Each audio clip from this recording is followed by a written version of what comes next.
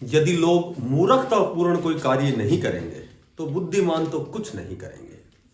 हमारी रेलवे की चौथी क्लास है, ठीक है। आज हम अध्ययन करेंगे सबसे पहले विषम बाहु त्रिभुज। देखो, विषम बाहु त्रिभुज ये होती है सक्लेन ट्रायंगल।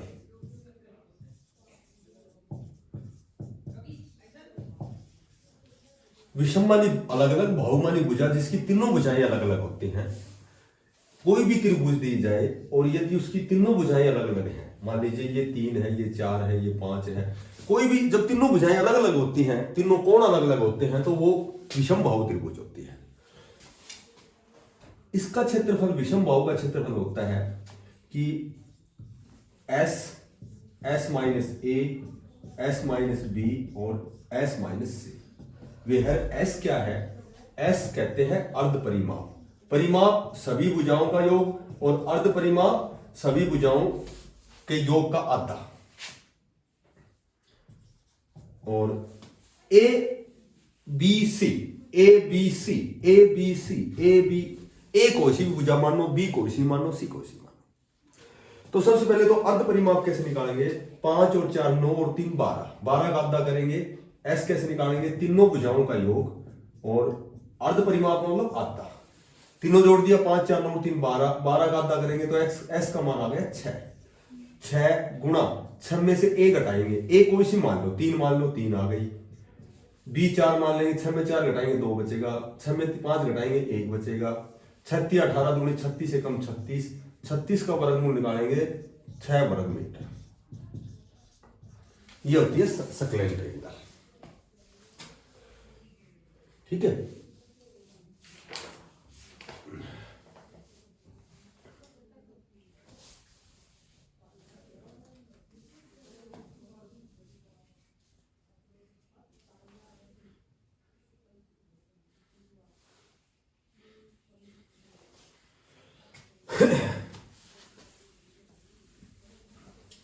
उसके बाद एक होती है बहुभुज होती है।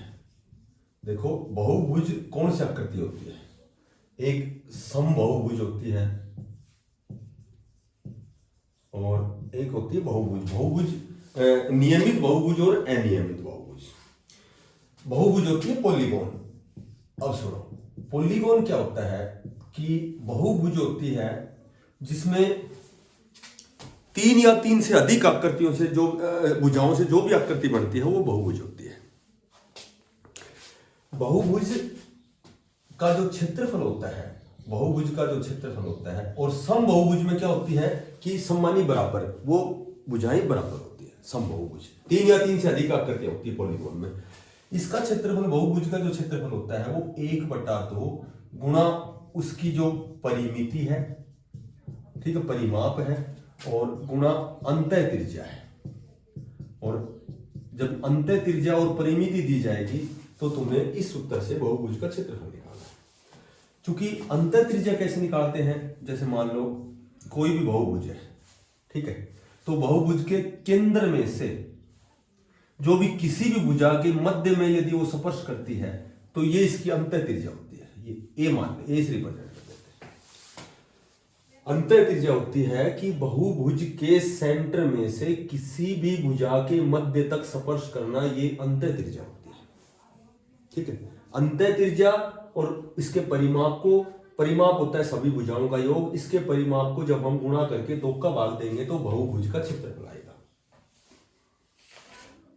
ठीक है। उसके बाद यदि समबाहुभुज है, इसकी सभी भुजाएं बराबर होती है, तो समबाहुभुज का जो क्षेत्रफल होता है वो क्षेत्रफल ऐसे लिखो, इसका जो समबाहुभुज है इसका क्षेत्रफल होता है, इसका क्षेत्रफल होता है na² अपॉन 4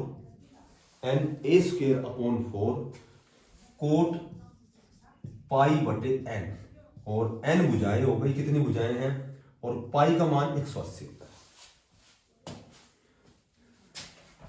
और पाई का मान 22/7 होता है, ठीक है।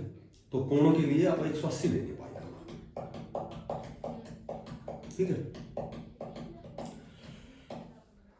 अच्छा, अब सबसे पहले पेंटागोन। पेंटागोन क्या होता है कि समपंचभुज होता है। देखो, एक तो होता है पंचभुज, ठीक है, और एक होता है समपंचभुज। तो सममानी बराबर जिसकी पांचों भुजाएं बराबर होती हैं वो तो होता है समपंचभुज, और एक होता है केवल पंचभुज। तो केवल पंचभुज जो जिसमें केवल 5 भुजाएं हैं जो अलग अलग हैं, तो वो तो ये तो एक क्या हो गया, ये तो बहुभुज हो गई। और इसका क्षेत्रफल तो मैंने बताया था कि बहुभुज का क्षेत्रफल तो निकालना है, इसका जो एरिया निकालोगे 1/2 गुणा इसकी जो परिमिति या परिमाप है, परिमिति, और फिर गुणा अंतः त्रिज्या हो गई। तो यदि अंतः त्रिज्या, यदि पंचभुज का क्षेत्रफल पूछा जाए तो तुम्हें परिमाप और अंतः त्रिज्या दी जाएगी, ठीक है। और यदि समपंचभुज का क्षेत्रफल पूछा जाए तो समपंचभुज का क्षेत्रफल, ये दोनों थोड़ी सी अलग अलग है। समपंचभुज का क्षेत्रफल एक पंचभुज में 5 समद्विबाहु बाहु होती है, तो इसका क्षेत्रफल 5 गुणा समद्विबाहु समकोण का क्षेत्रफल। तो समद्विबाहु समकोण का क्षेत्रफल मैंने बताया था 1/2 a² होता है, और इसको जब 5 से गुणा करेंगे तो ये समपंचभुज का क्षेत्रफल आ जाएगा। ए क्या रहेगी, भुजा, क्योंकि समपंचभुज में 5 भुजाएं बराबर होती है, ठीक है। वही एक तो हो गया समषटभुज, ठीक है, जिसमें 6 भुजाएं बराबर हैं, और एक हो गया षटभुज, तो इसमें सभी भुजाएं अलग अलग हैं। तो षटभुज का क्षेत्रफल तो वही पंचभुज हो, षष्ठभुज हो, अष्टभुज हो, इस सभी का क्षेत्रफल तो इससे निकलेगा, क्योंकि ये भी बहुभुज है, ये भी बहुभुज है, अष्टभुज भी बहुभुज है, ठीक है।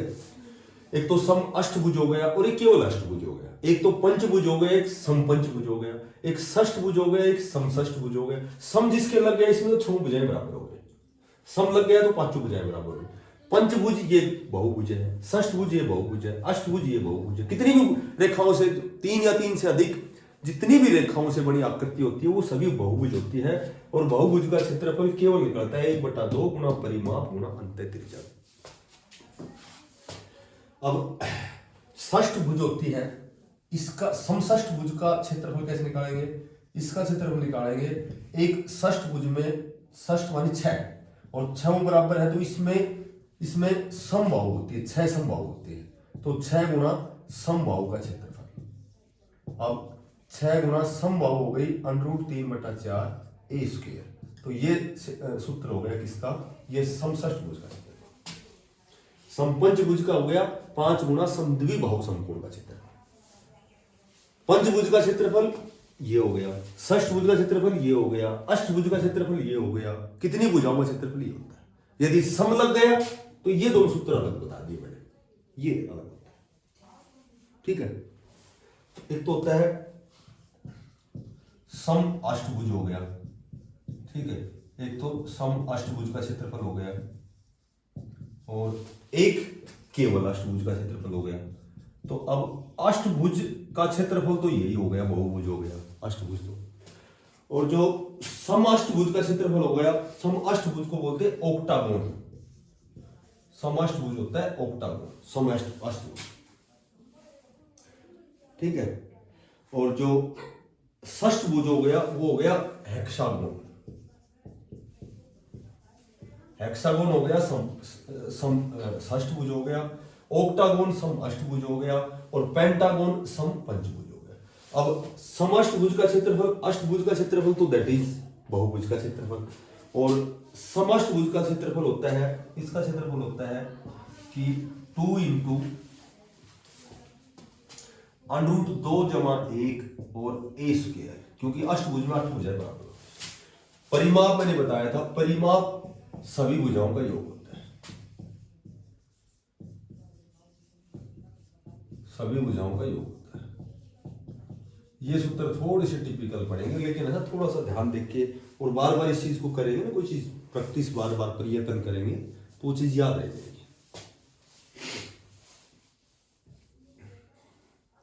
ठीक है। अच्छा, जैसे पंचभुज समपंचभुज तो ऐसे बन जाती है, इसमें 5 समद्विबाहु बाहु होते हैं, ऐसे बन जाएगी। षष्ठभुज ऐसे बन जाएगी, 1 2 3 4 5 और 1 6, ये षष्ठभुज होगा। ठीक है। अष्टभुज भी ऐसे हो जाएगी, 8 भुजाएं हो जाएगी।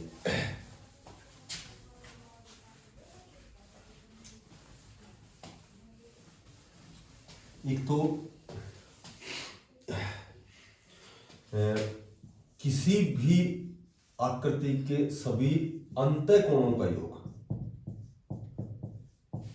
अंतःकोणों का योग हमेशा 2n-4 गुणा 90 होता है।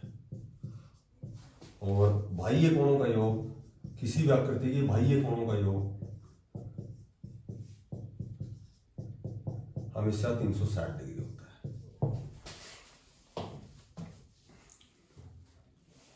और यदि विकिरणों की संख्या पूछी जाए, डायगोनल की विकिरणों की संख्या किसी भी आकृति में, इसमें कितने विकिरण बढ़ेंगे, तो हमेशा किसी भी आकृति में विकिरण बढ़ेंगे n × n-3/2, इतने विकिरण बढ़ेंगे। ये विकिरण। अब जैसे मान लो मैं कहूं कि समपंचभुज है, ठीक है, समपंचभुज है, समपंचभुज के 5 कोणों का योग बताना है, 5 कोणों का योग। अब देखो पंचभुज के 5 कोणों का योग, ये सूत्र याद है, ये होता है 2n-4 गुणा 90। यहाँ n की जगह क्या लिखेंगे, n की जगह कितनी भुजाएं, n की जगह पंचभुज है तो 5 भुजाएं हो गई, तो ये 2n आपस में गुणा में है, n की जगह 5 लिखेंगे, 5 दूनी 10 में 4 घटाएंगे 6, और 90 से गुणा करेंगे 9 6 54, यानी कि समपंचभुज के 5 कोणों का योग 540। n की जगह जितनी भुजाएं हैं, अष्टभुजा में n की जगह 8 लिखेंगे। 12 भुजाओं वाले कोई बहुभुज है, उसके 12 भुजाओं का 12 कोणों का योग, तो n की जगह 12 लिखेंगे। ठीक है। देखो टोटल 5 कोणों का योग 540 आ गया, और ये कहे कि केवल एक कोण का, तो टोटल भुजाएं कितनी है 5, टोटल 540 5 कोणों का योग आ गया, तो प्रत्येक कोण आ गया 5 का भाग देंगे 108 डिग्री आ जाएगा। समपंचभुज का प्रत्येक कोण का मान 108 डिग्री है। समझ में आ गई बात?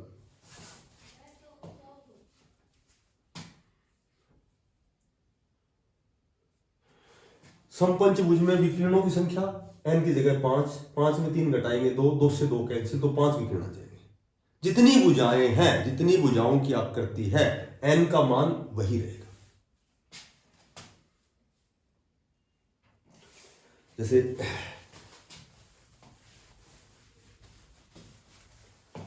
इस तरह क्वेश्चन दे दिया, यदि कोई सामान्य बहुभुज है, यदि कोई सामान्य बहुभुज है, सामान्य बहुभुज है, इसका आंतरिक कोण, इसका आंतरिक जो कोण है, आंतरिक कोण है, ये 144 डिग्री है। ठीक है। और पूछेंगे इसमें भुजाओं की संख्या बताओ। देखो भुजाओं की संख्या बताओ, तो इसको ऐसे निकालेंगे।